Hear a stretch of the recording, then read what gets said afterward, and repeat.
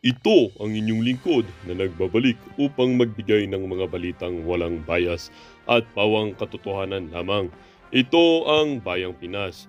Ang isyong ito ay naging usap-usapan nga sa buong bansa at iba't ibang social media platforms. VP Inday Sara Duterte nagbigay na ng hinaing at sinabi umano dito sa Quad Committee or sa Kamara or sa House of Representatives na ang Office of the Vice President ay magtatrabaho pa rin kahit na walang mai-release na budget sa kanilang opisina. Sinabi niya nga na handa kaming magtrabaho kahit walang budget. House of Representatives, sinabi or binalaan nitong si Congressman Saldico na wag nang lumaban at ibigay na lamang ang nararapat dito sa Office of the Vice President. Dito nga natin makikita mga kaibigan na ang Quad Committee na pinamumunuhan nitong si House Speaker Tambaloslos Romualdez, kabilang na ang mga kongresistang si Benny Abante, Franz Castro at itong si Raul Manuel, kasama na rin itong si kongresista Brosas na ito ay tila ba talaga sobra pa rin sa pag-atake at pag-question dito sa opisina ng Vice Presidente. Ngunit salamat na lang mga kaibigan at meron tayong mga kongresista pa rin na lumalaban patungkol sa integridad at katotohanan at sa ikabubuti ng ating bansa na handa pa rin or nakikita pa rin ang kahalagahan ng opisina ng Vice Presidente sa ating bansa upang makagawa ng mga bagay-bagay na ikaunlad ng ating bansa.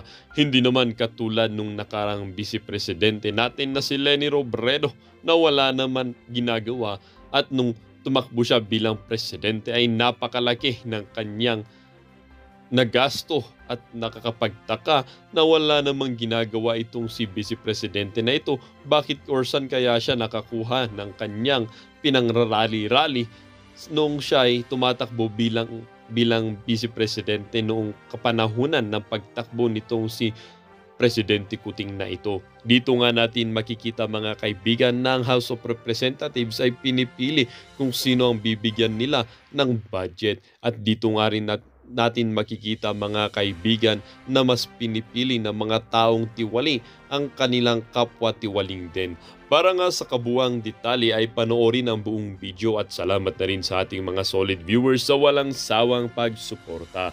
At kung bago naman sa ating channel ay syempre huwag kakalimutang mag-subscribe, pindutin ang notification bell at piliin na rin ang all upang laging maging updated sa mga balitang bago, totoo at walang bias dito sa channel ng Bayan, ang Bayang Pinas. Huwag din pong kakalimutang mag-iwan ng like at i-share ang ating mga videos. Muli po maraming salamat.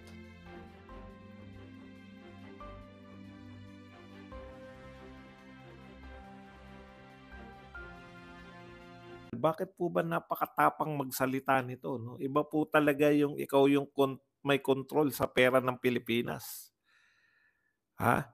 Iba po talaga ayon nga kay VP Sara, silang dalawa ni Martin. Ngayon kung hindi totoo 'yan, 'di kontrahin niyo yung sinasabi ni VP Sara na hindi naganap yung nagdagdag kayo nag-insert kayo ng mga budget.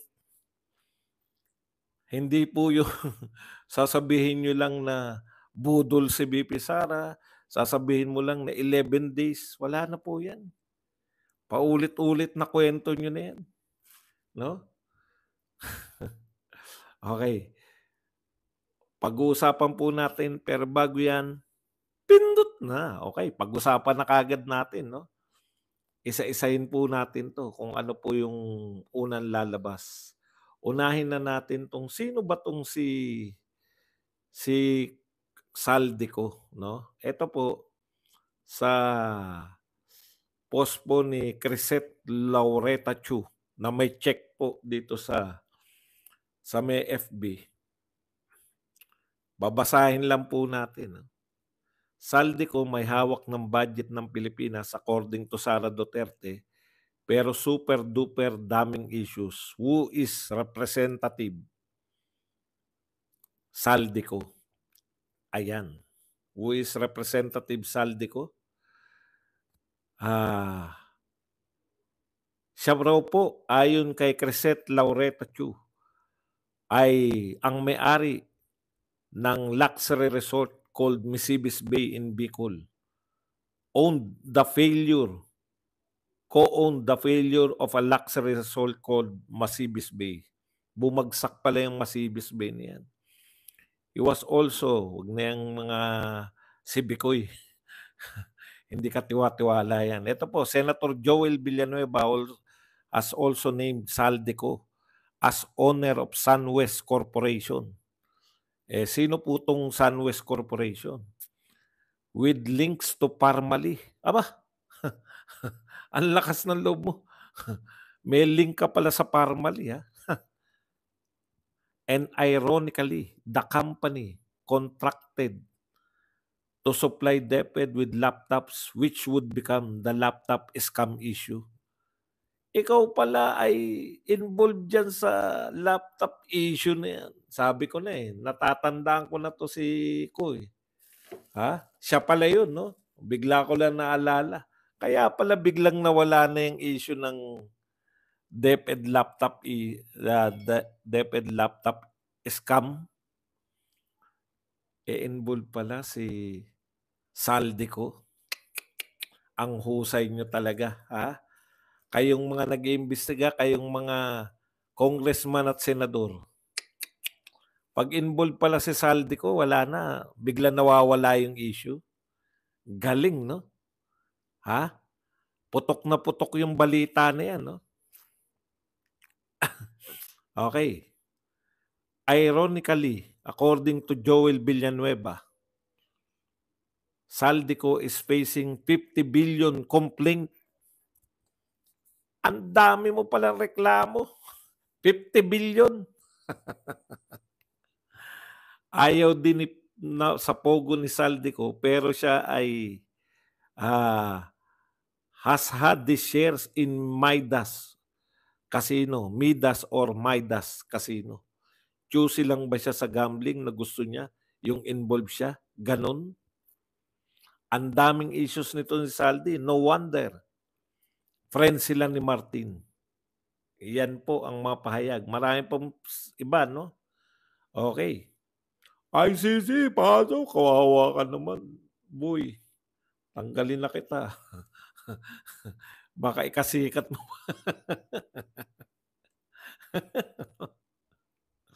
Okay.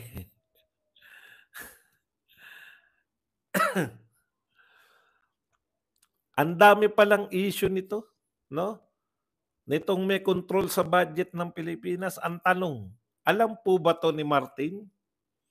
Na ang issue, okay lang sana kung ang issue hindi involve ang pera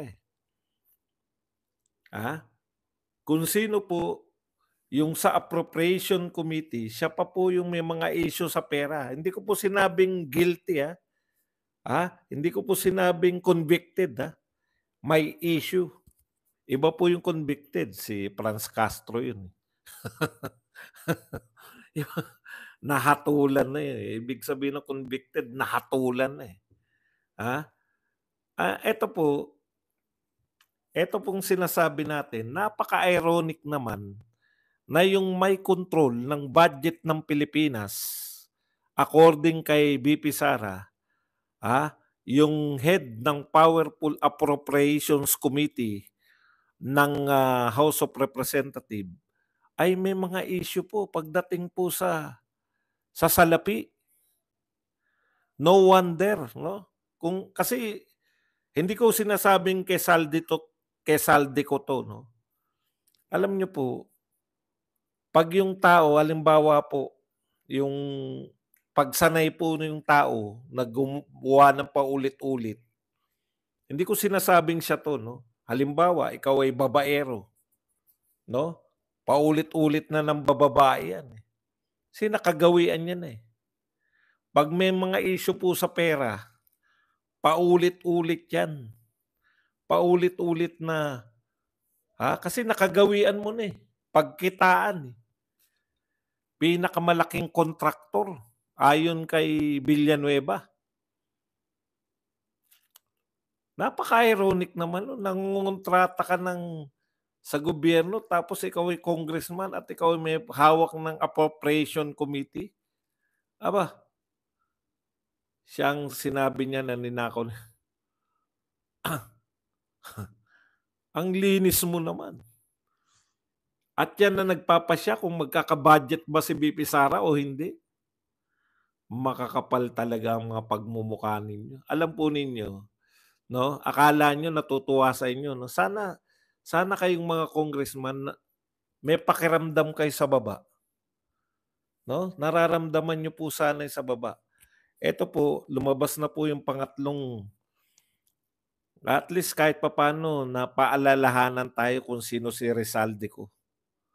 Ang lakas po ang tapang ng loob na pagbintangan si VP Sara, no? Vice President ng Pilipinas 'yun, no? Kala mo tauhan niya kung pagsalitaan eh.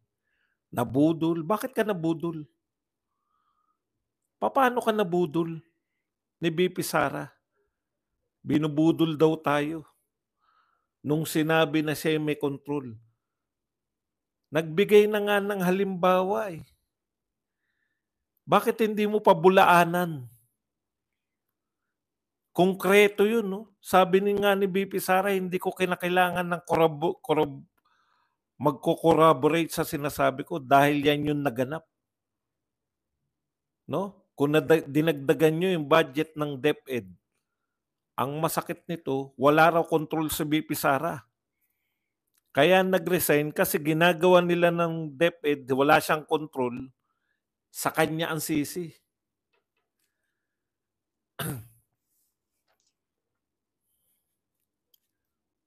Okay.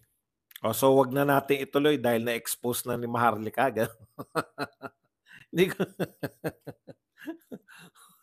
So, wag ko na ituloy kasi may nag-expose na. Tandaan po nyo, huli ako sa balita. Alam nyo, magkakakampi tayo eh. Para yung sabihin, wag mo na ituloy at na-expose na yan ni Maharlika kung ano-ano pa sinasabi mo. Magkakakampi tayo, di ba? Para sinasabi, tigilan mo na yan at na-expose na yan eh. Ano pang sinasabi mo? Sabi ko nga po sa inyo, paulit-ulit ako, no? Para lang po sa mga hindi nakakaunawa. Iba-iba po kami na estilo, di ba? Sila Maharlika, yan yung mga una sa balita, una sa impormasyon. Ako po sinusuri ko po, no? Sinusuri ko po yung mga nangyayari. Ngayon, kung ayaw nyo po, labas-labas lang, wala pong problema sa akin, no? Hindi naman po ako nakikipag-unahan, no? Hindi po ako nakikipag-unahan, wala po akong sinabing expose. Wala po akong sinasabing ano ang tawag doon, yung flash news, yung alam niyo po 'yun. Alam na ng lahat 'to. Sinusuri natin, no? Sinusuri natin. Kasi hindi ko naman kaaway ko ba yan si bakit nyo walang ano eh, no? Walang katuturan. Matagal nang in-expose ni Maharlika yan. Hindi po ako nakikipag-unahan kay Maharlika. Lagi pong una si Maharlika. O masaya na kayo. Iba po yung ginagawa ko. Di ba? Iba po yung ginagawa ko. Ngayon, pwede naman po yun eh, na wag na kayong makinig. Sabihin nyo, ayoko na sa'yo.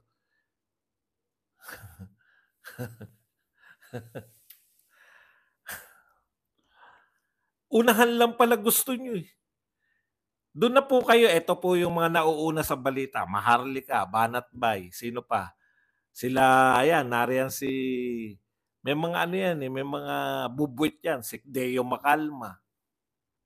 O, yan po ang ano nyo, no? Yan po yung pakinggan nyo lang kung gusto nyo na unahan. Okay? Okay. Kasi hindi naman po kami magkakalaban. Hanggat Duterte sila, okay lang sa akin. Pero pag hindi na sila Duterte, banatan na yan. Maging happy lang kayo.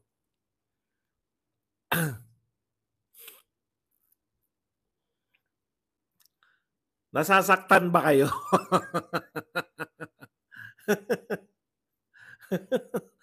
Lagi ako inuulit, eh, sinasabi ko pa nga, una sa balita, huli sa impormasyon, ano pa ba? Okey, balik na po tayo dito sa ating topic. Nagtagumpay po kayo dahil na-delay niyo ako, eh, 'di ba? Nagulo niyo ako. Okey po 'yan. Gano'n lang ako, simple lang akong guluhin, eh, 'no? Okey. Punta na po tayo. Nasaan na tayo? Nasaan na nga tayo?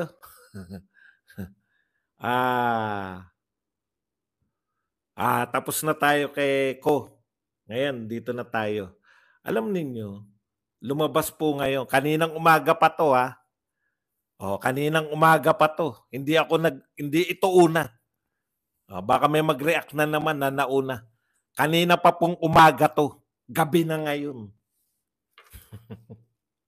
Okey. So lumabas na po yung ah, ikatlong interview ni VP Sara at marami po siyang napaliwanag dun 'no. Ito po, makikita niyo po rito kung papaano po yung ano 'no, kung papaano ito po yung pinakamagandang paliwanag bakit hindi na siya umattend. Tamang-tama po, eh. Last year pa sinabihan na siya ng isang kaibigan niyang congressman. Marami naman pong kaibigan si VP Sara. Yung iba hindi lang nagpapahalata para kasama niyo pa. Yan yung sinasabi niya, very open yung kuwentuhan, yung usapan niyo sa ano, very open yung usapan ninyo sa impeachment. Nakakarating kay VP Sara yan, hindi niyo puwedeng i-deny yan. In fact, yung mga batang congressman, may nauutukan rin si Bungalon. Yung iba playing safe, eh. Hindi nagsasabi, pero yung Bungalon talaga ang lakas mo umatake, eh, 'no? Sinasabi talaga ng Bungalon na, puwedeng kasuhan 'yan, puwedeng maging ano 'yan. Siguro tawa ng tawa yung mga medyo may edad ng congressman. Nauudyukan nila, eh. Anyways, punta tayo rito sa ano, sa, huling interview. Sinabi ni ano, ni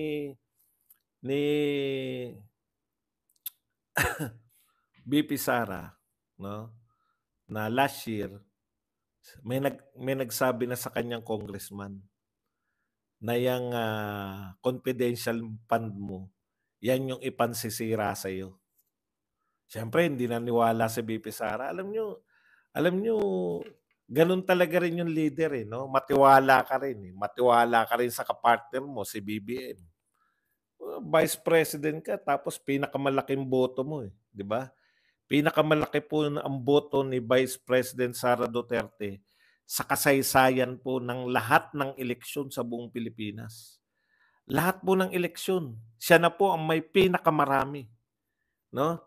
Siya na po yung may pinakamaraming, boto, okey.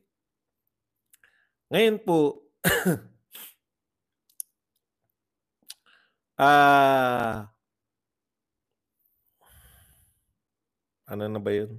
Ano na ba yung sasabihin ko? Ayun, 'no? Kaya si VP Sara hindi hindi pa ano, eh, sige okey lang. Kaya tama yun, eh, yung tinuloy niya pa rin, sinasagot niya, naipaliwanag niya raw maigi, 'no, naipaliwanag niya maigi tungkol dun sa confidential fund. Pero nasabihan na siya na yan ang gagamitin para panira sa'yo. Siyempre hindi siya naniniwala, ha? Tiwala siya na nasagot niya, eh. Tiwala siya na sinalang siya tapos nasagot niya yung mga katanungan sa confidential fund. Eh, akala niya reasonable, eh. Akala niya reasonable yung ano, yung mga, congressman. Diyan po yun. Tapos nakita niya sa plenary, putya walang tigil yung atake sa confidential fund. Tapos ang nangunguna dito, actually napag-usapan natin 'to last year, eh. Ang nangunguna dito, yun pong, si Franz Castro. Kaya galit na galit siya kay Franz Castro, eh. Tapos ang lakas ng loob niya na ipagmalaki pa na may meeting sila with ano, kinukuwento ni VP Sara yung mga pangyayari. Alam mo 'pag matalino kang tao, tignan niyo si VP Sara, hindi siya madadalawahan. Alam niyo yun? Hanggang isa lang kayo. Oh, 'di ba? Galit na galit kayo, ginawa niyo na yan last year, eh. Sinagot niya lahat ng mga katanungan niyo as far as she is concerned. Actually, naipaliwanag niya, eh, yung mga gusto niyong itanong, eh, lahat, eh. So, kaya pinatigil niya third quarter yata o fourth quarter, di ko lang matandaan, hindi niya na ginastos. Kasi alam niya na, eh, yun ang gagamitin sa kanya. Kahit na maayos yung pagpopondo niyan, pati COA. Sinabi na ni VP Sara, pati yung mga yung timing ng paglalabas ng mga ng mga audit ng COA, yung mga pagbibigay kahit wala naman siya nilalabag. Oh, pati yung COA. Pati yung timing ng paglalabas ng COA. Talagang alam na alam ni VP Sara, eh. Kaya ito, alam niya na 'to, 'tong budget hearing na 'to.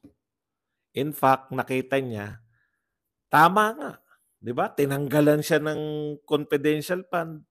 Tapos ngayon, lahat ng katanungan noong August 27 tungkol sa confidential fund. Kaya handa na si VP Sara na hindi sumagot. O, inaral niya, eh.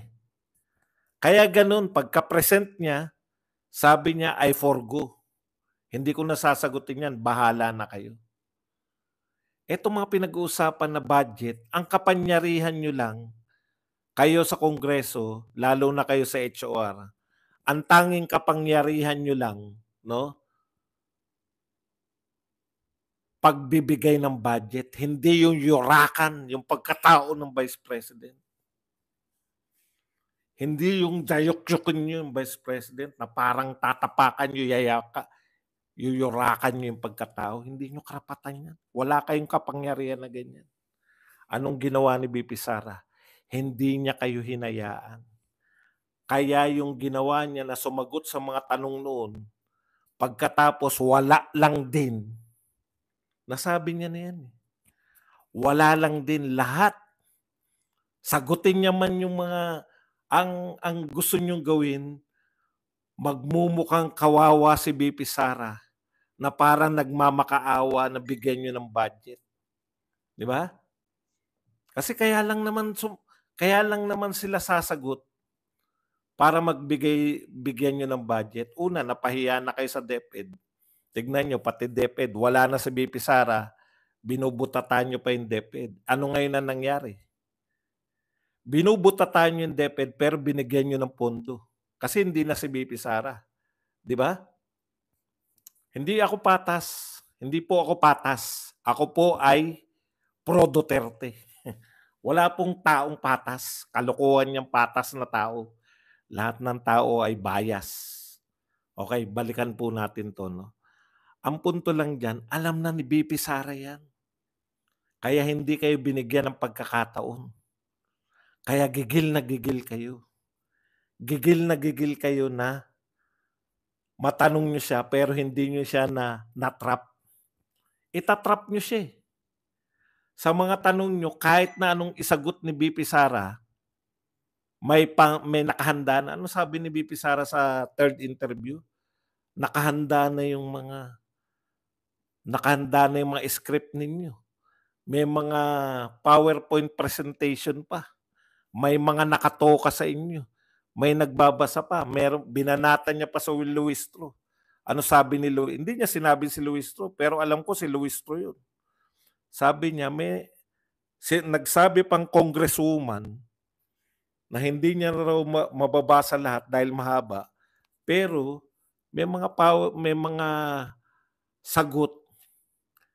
Yung sinagot ni VP Sara sa COA, sinasagot ni Luistro. Sabi ko, yun pala yun. Kaya pala, yung kino-question ni VP Sara yung kapangyarihan ng COA na ilabas yung yung hinihingi ng HOR, sinasagot ni Luis Tru. Ibig sabihin, pati yung COA rito kasabwat. Pati yung COA kasabwat sa script. Scripted lahat, pati COA. Ang hindi nyo nakuha, kaya sila galit na galit. Kasi kung ako congressman, halimbawa, kung ako congressman at wala akong script na dala-dala, ayaw mo sumagot, pak, iko-contempt ko. Is either iko-contempt ko or hindi ko bibigyan ng budget. Kung totoo yung mga congressman na nabastusan sila, bakit i-defer na naman nila? Bakit dinifer na naman? Again, nung unang defer nila, hindi nila tinuloy kung i-approve nila. Kasi ganito yan eh. Dadali na natin to sa plenary. Di ba yung una, malinaw yun. Hindi umubra yung plan A nila. Plan B sila ngayon. Ano ang mga kasama sa plan B? Una,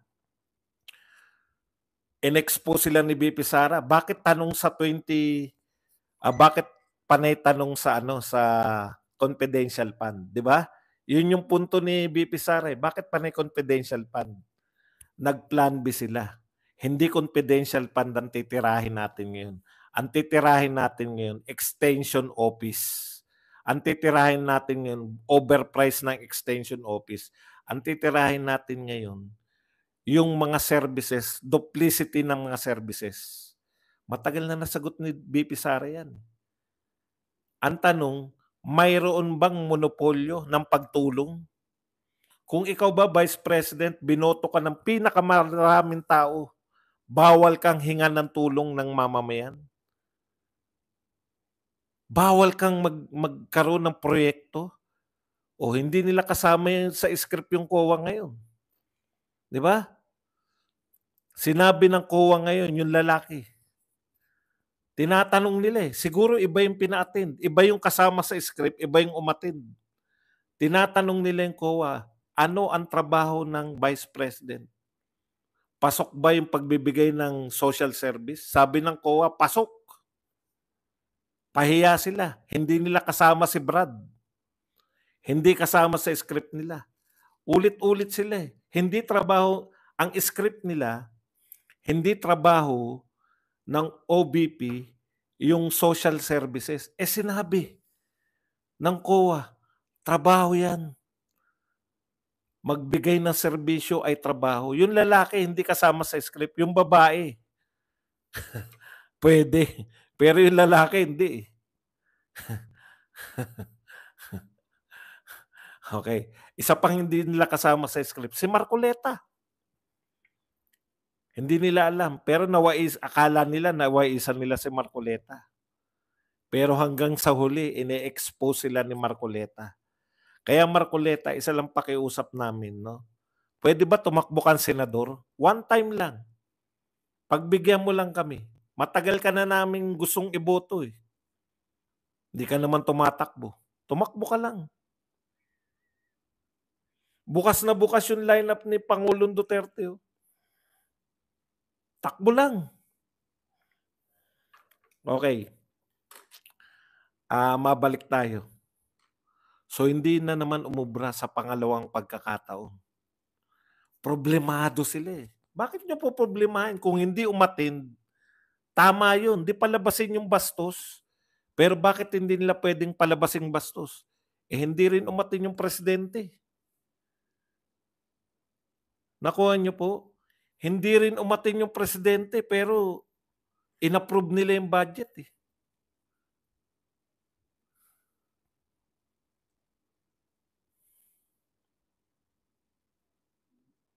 So mali po yun. Na kinakailangan umattend yung head.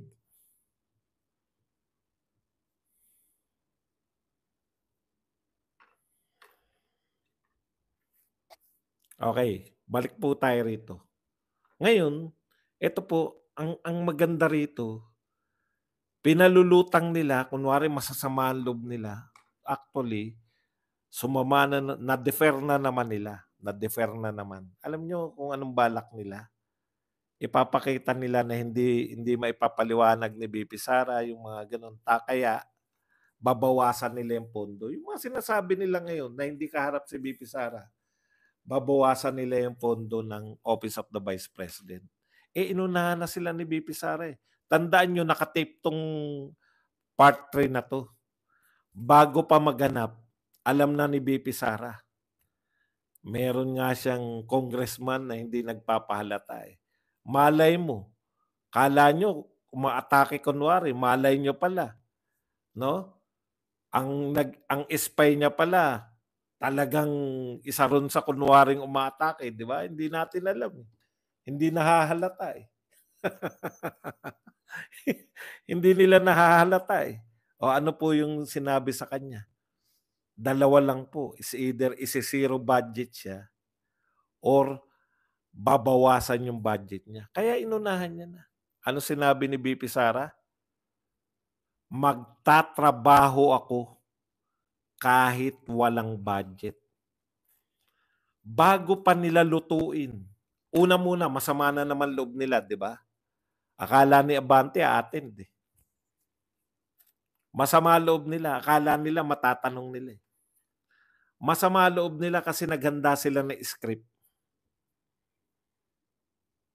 Doon pa lang tapos, parte po yun. Parte po yun ng gimmick. Ang galing talaga, sabi ko puta. Sabi ko talaga, etong mga Duterte talagang hindi ko mauunahan ang isip.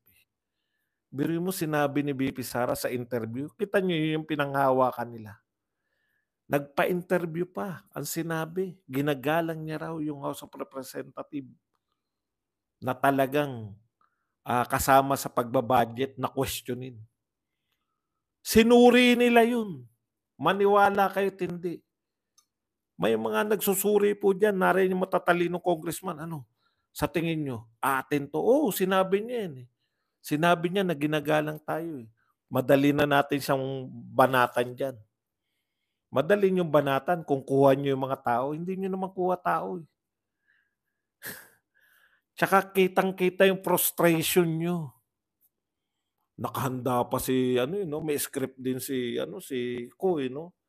Biruin nyo, hindi nagtatanong, nagkwento lang. Binanatan niya yung unang ang nakakatawa kay Saldi ko. Lumabas na yung pangalawang interview. Doon ang sinasagot niya pa lang yung unang interview. Yan yung problema pagka pag may scriptwriter kayo. Di ba?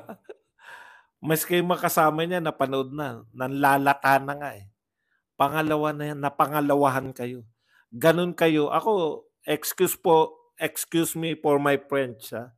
Ganun kayo kabugok. Akala nyo, almighty kayo, ang tatalino nyo. Pinalabas ni VP Sara kung gaano kayo kabugok. Pinalabas ni VP Sara kung gaano niya kaya kayong paikutin.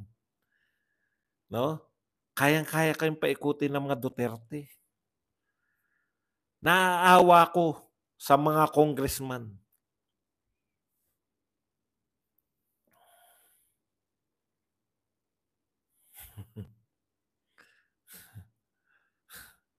Naaawa ko kasi isang tao, ang dami ninyo.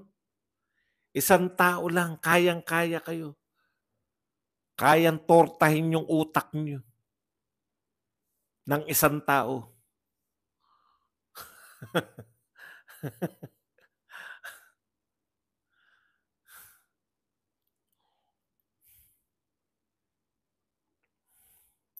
Pinaikot kayo ni VP Sara. Akala nyo atin. Kitang-kita mo yung frustration nila, no? Wala tayong matatanong.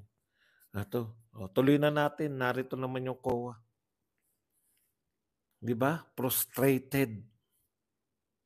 Nakaka-frustrate. Kaya, inihabol na lang nila dito. Ito ngayon ang problema nila. Madali kasi yun eh. Gusto kasi nilang pikunin si VP Sara eh. Di ba? Hindi nila napipikon. Pangalawang pagkakataon, naaisahan na naman sila. Hindi na naisahan 'to, nadalawahan kayo sa pangalawang budget hearing. Gusto niyo pang pangatluhan, dinefer niyo pa, 'di ba? O anong gagawin sa inyo sa pangatlo? Pahiyang-pahiya na kayo sa tao. Handang-handa, ang gaganda ng mga bihis, parang sona. Wala. Ang saya ko talaga habang nanonood ako na binabasa yung sulat ni BP Sara at lumungkot ang buong paligid. Alam niyo yun? Lumungkot. Okay, dito na tayo ngayon. So dahil nabalitaan na ni BP Sara na babawasan, may spy nga sa inyo. Hindi pa rin kayo naniniwala. Ha? May spy na sa inyo. Ngayon, balikan natin. No? Dahil nauunahan kayo ni BP Sara, ngayon nyo palang niluluto na karapat-dapat. Eto malupit, no? Hindi nila masabi na zero. Hindi nila masasabi na masisiro. Isisiro nila. Inuunti-unti nila. Di ba? Sabi nila, duplication. Anong duplication pinagsabing? Walang monopoly ng pagtulong. Ibig nyo sabihin, DSWD lang yung pwedeng tumulong? Paano si mayor? Paano si governor? Bawal? Bawal tumulong si mayor? May ipapalibing. Ano ba mga ginagawa ni BP Sara? Pagpapalibing, di ba? Tsaka medical. May ipapalibing. Lalapit kay governor. Bawal? Kaya kailangan sa DSWD lang. O in practice, hindi totoo yan. Lahat ng pinuno pwedeng tumulong mula barangay captain. Kagawad nga pwedeng tumulong.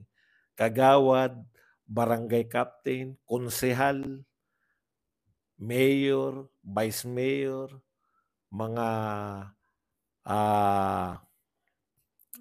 sanggunian, panlalawigan, panlungsod, gobernador, vice governor. Lahat po yan pwedeng tumulong. Tapos sasabihin nyo, bawal ang vice president na tumulong. Talaga?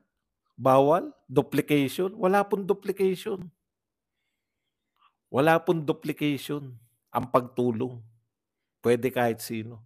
Kayo nga tumutulong. Pag hiningan kayo ng tulong. Paano nyo ipapaliwanag sa tao na ayaw nyong bigyan ng pampalibing si BP Sara? Ayaw nyo siyang bigyan ng mga humihingi sa kanya ng medical. Takot na takot kayo sa ginawa ni BP Sara na extension offices. Takot na takot kayo na nilapit ni BP Sara yung kanyang pagtulong sa mamamayan. Diyan kayo natakot. Takot na takot kayo na akala nyo si BP Sara ay namumulitikang tulad nyo. Eh kayo, very obvious yung pamumulitikan nyo. Namimigay kayo ng ayuda. Kay BP Sara, ang pamumulitikan niya ay serbisyo. Tapos pinapakita nyo sa tao, opo, yan ang ikalat nyo. Ang mga congressman gustong tanggalan ng budget si BP Sara, pampalibing, pantulong sa may sakit. No? Yung tanging nauunang tumutulong tuwing may baha, Office of the Vice President, ayaw nilang mangyari yun. Gusto nilang hindi makatulong ang Office of the Vice President. Pero ano sabi ni BP Sara? Handa ako sa Office of the Vice President na magtrabaho kahit walang budget. Handa siyang magtrabaho. Inunahan na kayo. Pinag-uusapan nyo pa lang kung paano tatanggalan. Hindi nyo masabing, lahat po sila. Pati po si Franz Castro. Personally, ayoko naman mag-imposit ako. Personally, ang pangit ng pagmumukha ko. Personally, convicted ako. Ay, hindi. Sabi ni Castro, personally, ayaw niya naman daw na hindi bigyan ng budget. I-expose nyo po itong mga congressman. Ayaw patulungin. Gusto nila, ang budget ni VP Sara, pampasweldo lang sa mga tao. Ayaw nila yung tutulong si VP Sara sa palibing, tutulong sa... Hindi nyo monopolyo yan. Kayo lang ang nagbabudget. At pag hindi nyo binadgetan yan, ang mga tao mismo magagalit sa inyo.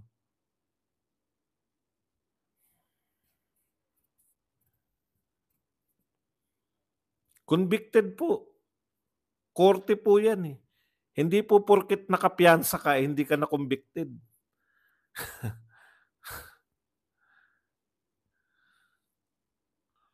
Okay. Tignan nyo. Hindi po nila, miski si Adjong.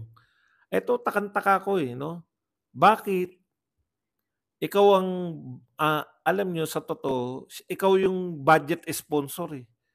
Tapos hindi mo kayang ipagtanggol yung budget ni BP Sara. Dapat tinanggihan mo.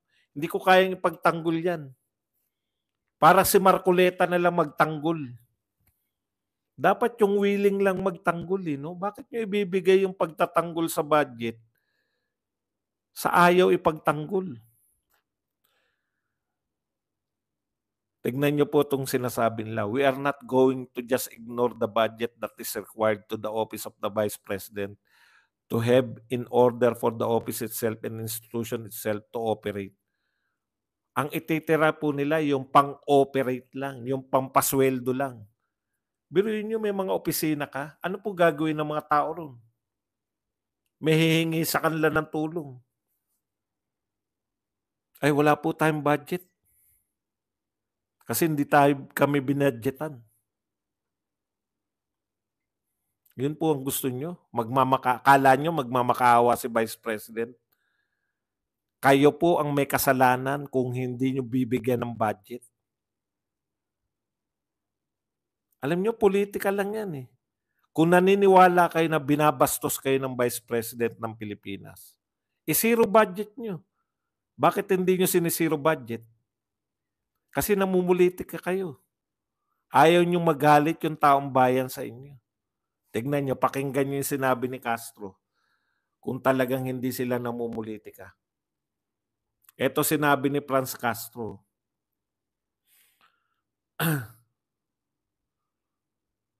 Sabi ni Castro, kung bakit, ayan, personally, ayaw ko rin yun. Ayaw naman nating masiro. That is unfair naman. Eh, ikaw ang kontra sa budget. Yung pala ayaw nyong masiro. Ano ba talaga gusto nyo? Bakit kayo kontra sa budget ng BP? Yung pala ayaw nyo naman palang pinasasamahan nyo lahat eh. Pati mga opisina, pinasasamahan nyo. Ano sabi ni Castro? Tignan nyo po kung saan nakalagay yung opisina. Yung opisina daw ay nakalagay sa maraming tao. Alam nga na may ilagay yan sa bukid. Yung dadayuhin pa, yung mamamangka pa. Yung tao na nangangailangan ipalibing, aarkila pa ng bangka. Eh di ipang-arkila ng bangka, yun na ipampalibing.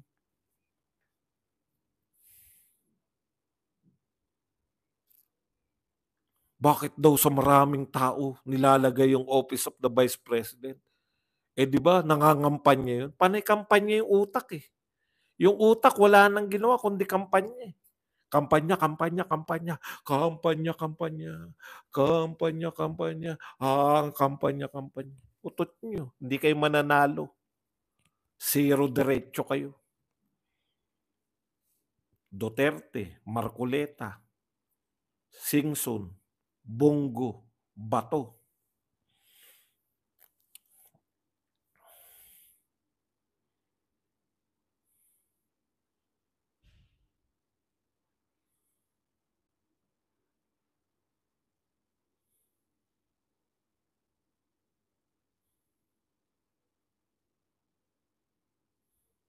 Eto tignan nyo kung paano sila namumulitika. Ito ba sasabihin ng isang matinong politiko? Bakit ayaw nilang isiro budget yung Vice President?